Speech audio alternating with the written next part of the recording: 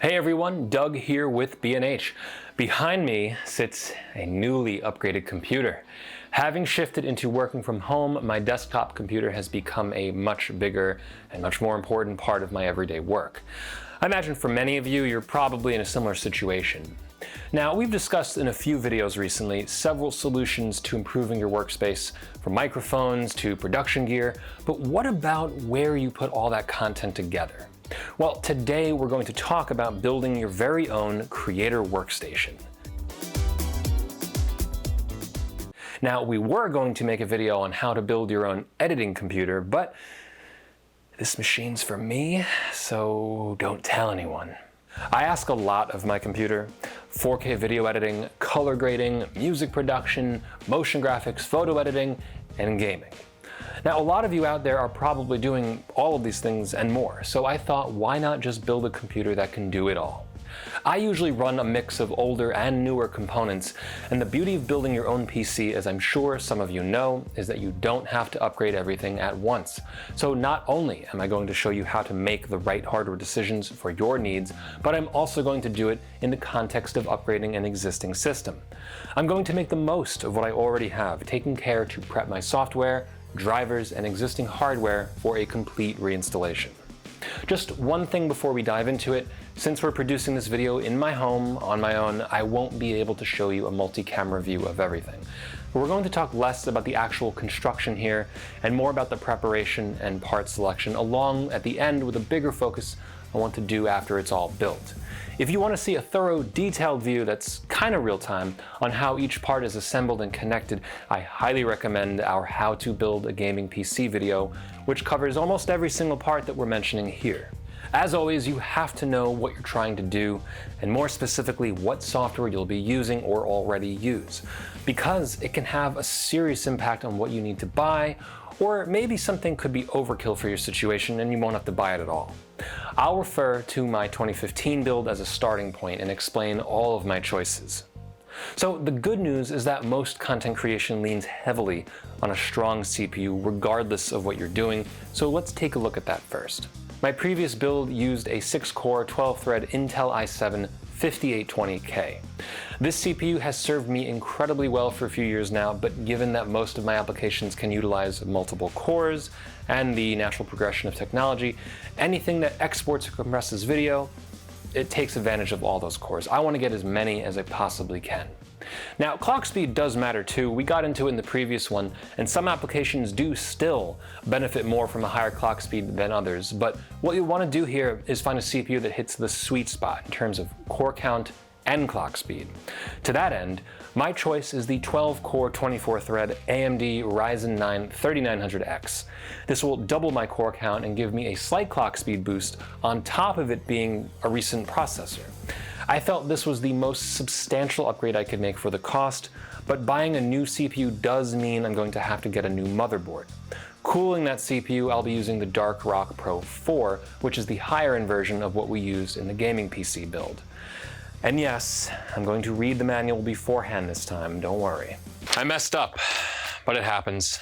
Most users won't have to think too hard about their motherboard choice, but those looking to build any kind of workstation have more considerations than the average user. Obviously, you want something that is compatible with your CPU, which I explained in the previous video, but I wanted a little more here. My choice for this is the ASRock X570 Steel Legend. This is a solid mid-range option that uses the newer X570 chipset, ensuring some future compatibility should I choose to upgrade my CPU later on. Plus, it offers the newer PCIe 4.0 spec on board, which right now isn't too important, but again, helps for future upgrades with potentially more powerful graphics cards. What I really wanted, though, was a board that gave me Thunderbolt 3 support. Thunderbolt 3 connectors are technically not on the board itself, but it does have a header for it, where I can attach a Thunderbolt 3 card at a later point. And you know I'm going to do that, come on. This new setup gives me a chance to upgrade my memory as well. RAM, as it's commonly called, is critical in workstations because a lot of programs we work with tend to have massive RAM requirements.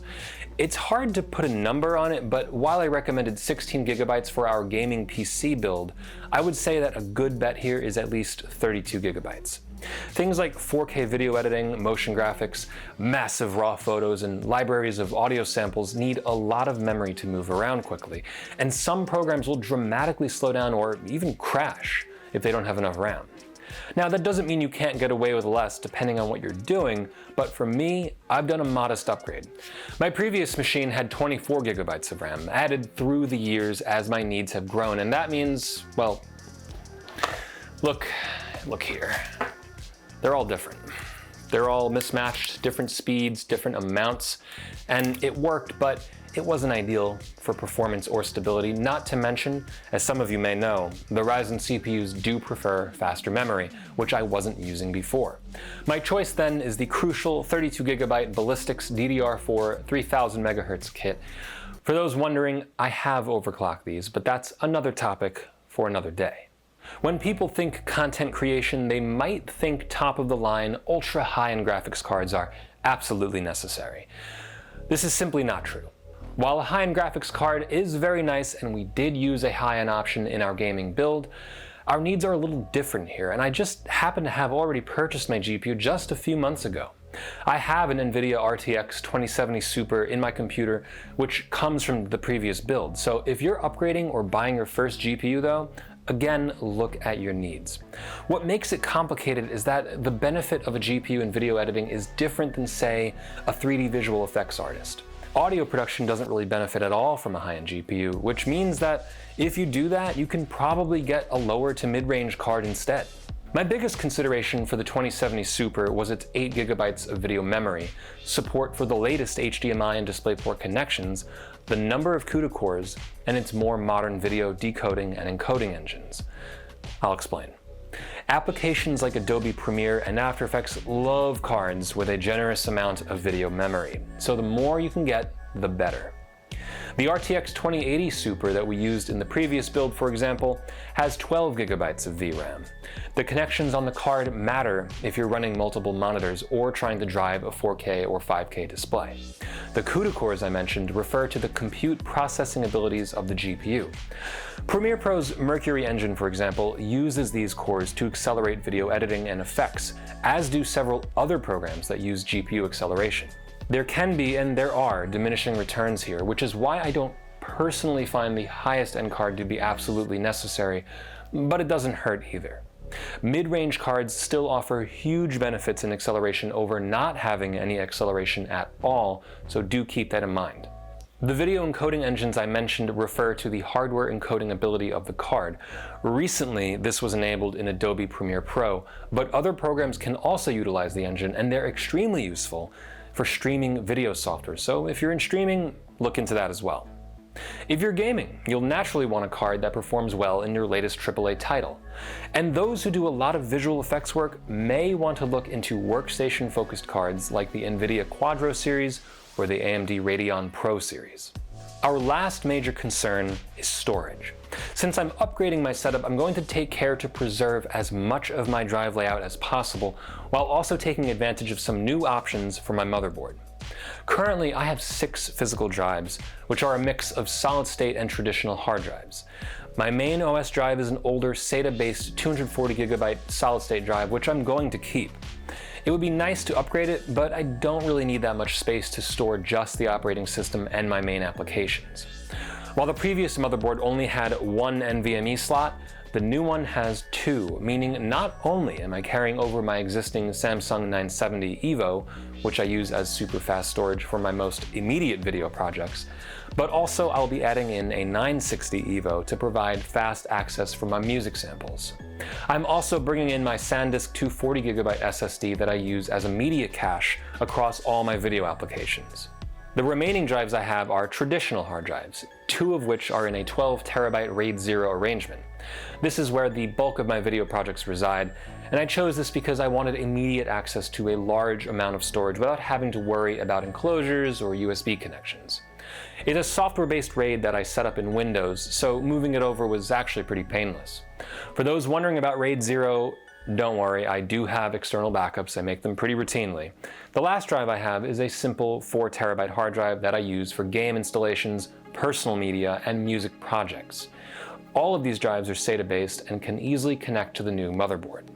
Now, as for case choice, well, I loved the NZXT H510 that we used in the gaming PC video, so I actually went with it myself for this build, so it's even better the second time around, and I'll show you why in a bit.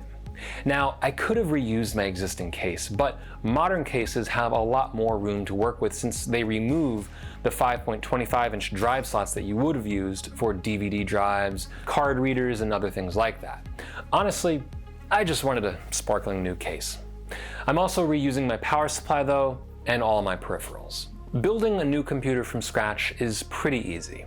Upgrading one you already have probably means you want to save at least some of your data, meaning you need to take stock of what you have. I'm going to start with a fresh installation of Windows here, as it is the absolute best way to ensure that you don't have any driver conflicts with the new hardware. That means that yes, I will lose all of my installed applications, but that doesn't mean we can't save some things. First off, anything that's not on your main OS drive can stay, though you'll still have to reinstall most things even if they do reside on other drives, simply because the new installation won't know where they are.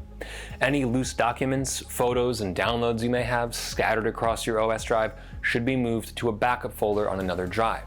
You can take care of organizing them later. I also highly recommend exporting your bookmarks list from your browsers so that you can import it back when you reinstall.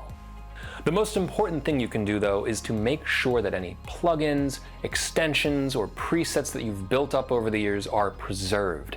This could mean LUTs that you've installed into your Premiere folders, brushes or patterns that you've added to Photoshop, or VSTs that you've collected for audio production.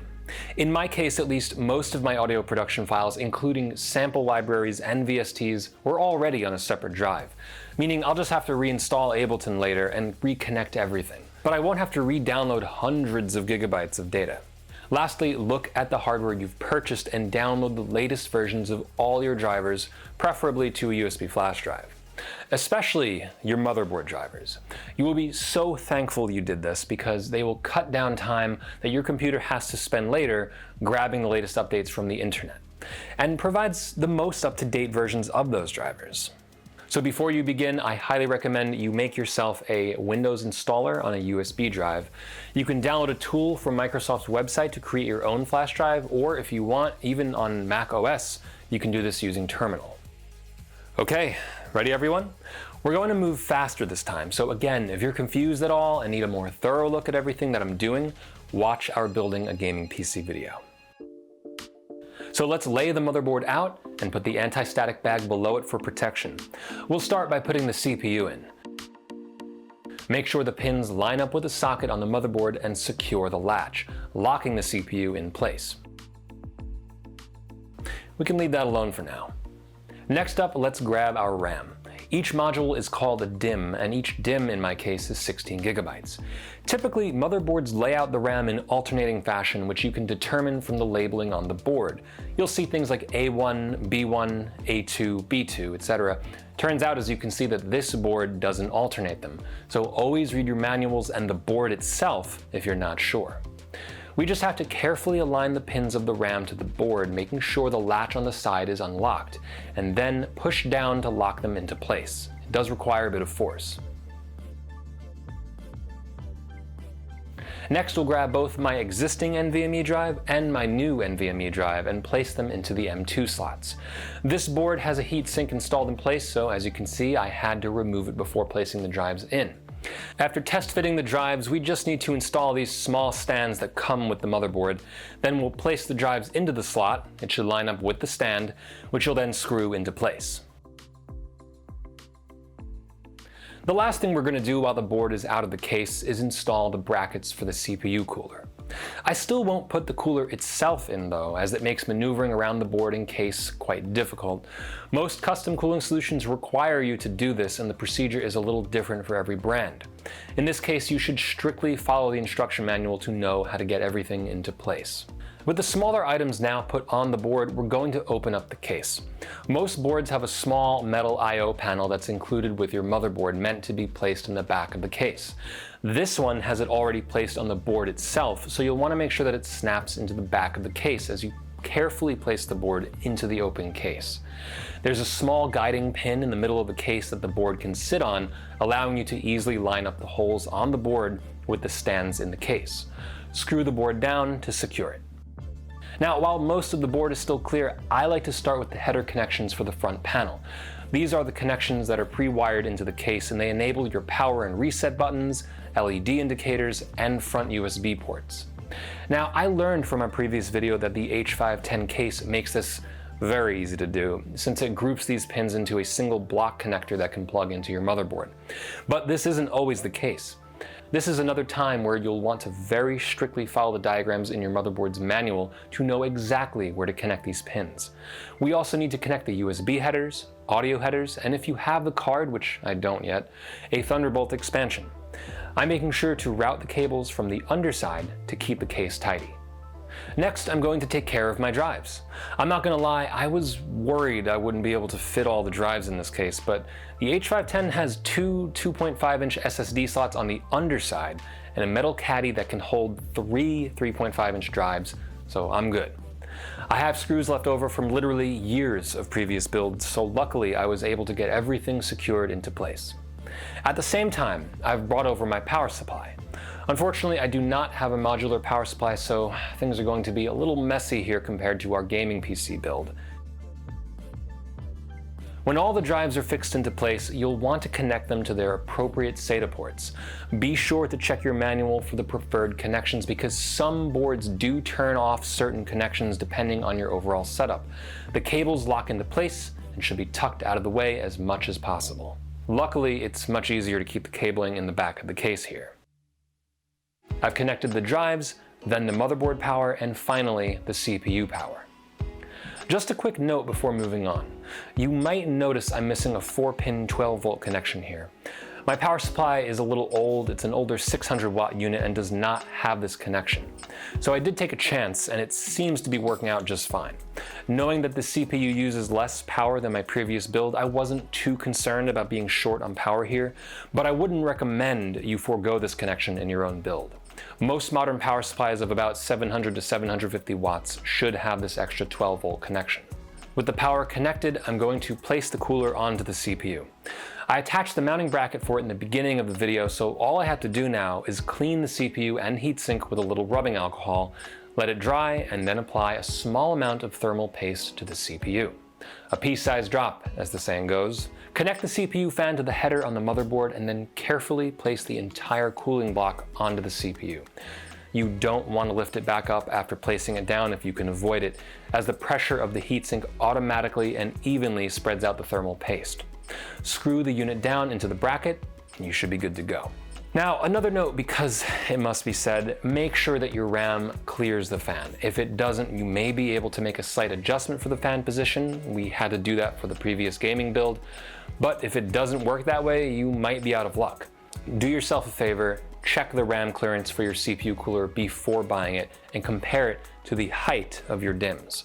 This information is typically available on the manufacturer's website and is crucial to know when buying a third-party cooling solution. Also, once again, installing the fan after placing the board in presented some headaches for me with getting the middle fan into position, but the dilemma is this.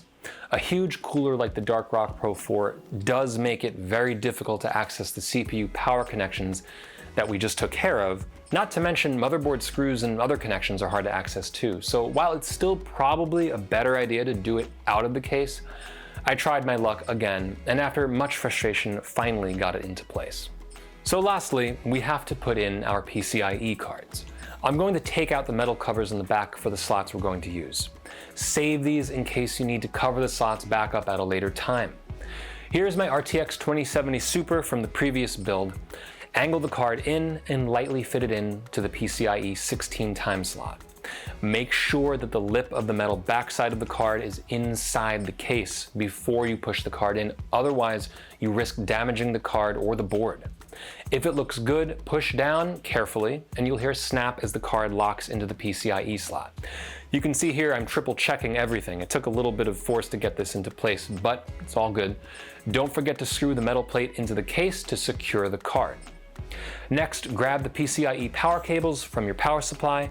These are labeled either PCIe or VGA depending on the brand, and should have both 6 and 8 pin arrangements. This card requires both 6 and 8 pin cables. I also have my Blackmagic DeckLink card that I'm bringing over, which is a PCIe 4x card.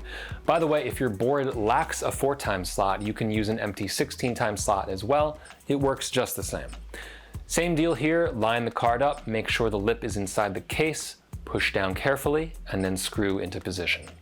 We're finally done, so we're just going to tidy up any wires, make sure everything is securely in place, and then close up the case. So let's connect all your peripherals, monitors, and power cables, but don't turn on your computer just yet. You'll have no operating system at all if this is a new build, so you'll need to install an OS. Now I use Windows, so that's what we're going with here. In my case, technically I did have an installation. Remember, this is an upgrade, but I did want to start fresh. That did help me in deciding which drive to install it on. Now, before we began, I created a USB installer for Windows, as I showed you before, and I'm going to put that into one of the built-in USB ports on the back of the computer.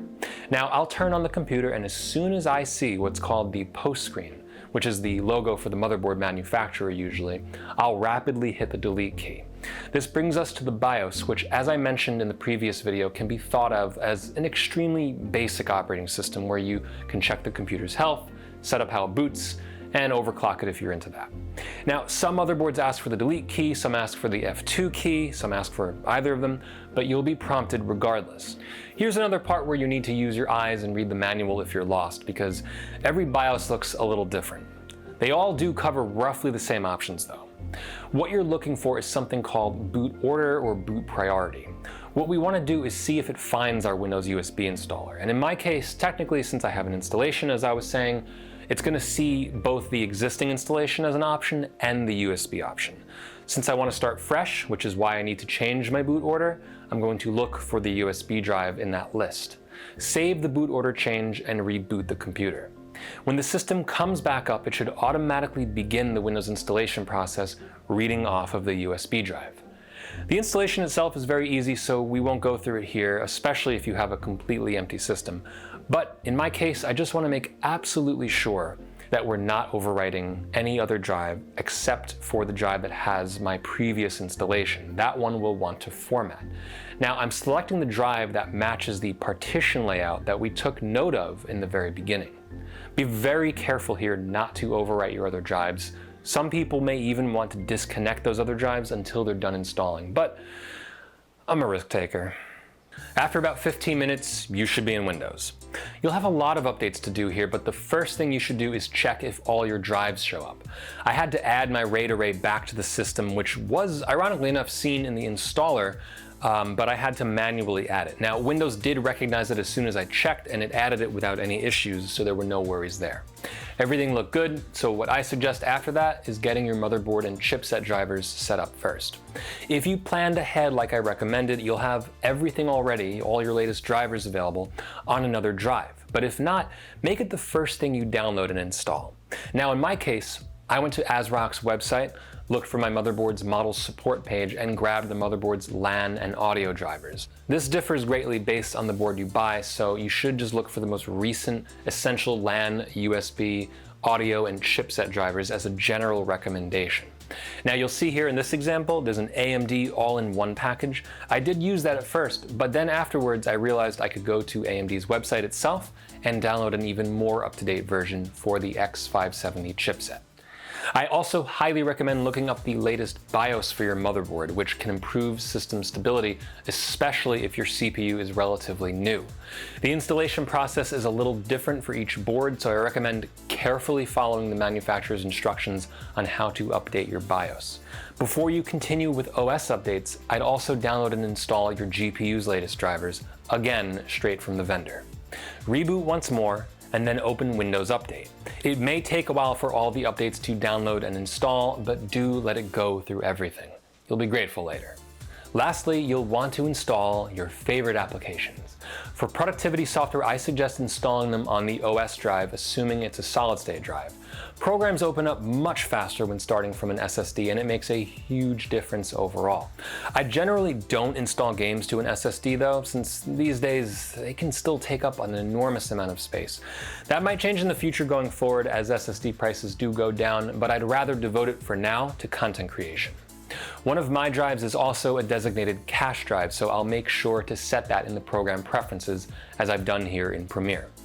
The biggest change for me is that I've moved all my music samples and VSTs over to the new 1TB Samsung 960 EVO SSD that I put in, allowing me to load them way faster than before. All I have to do is point Ableton and my VST managers I have to those new directories.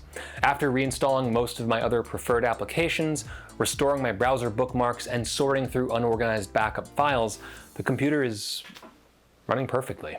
Guess what? That's basically it. We're done. As you saw, I reused a lot of components from my existing PC, and I made a huge upgrade to my system for a lot less than it would cost to make a completely new computer. By doing this, I know exactly what goes into my computer, and I have full control over upgrading parts or replacing them as needed. It would have cost me a lot more to have this many drives in a brand new build. So with that done, I'm gonna cut some videos like the one you just finished watching. I'm Doug with B&H, and I'll see you next time.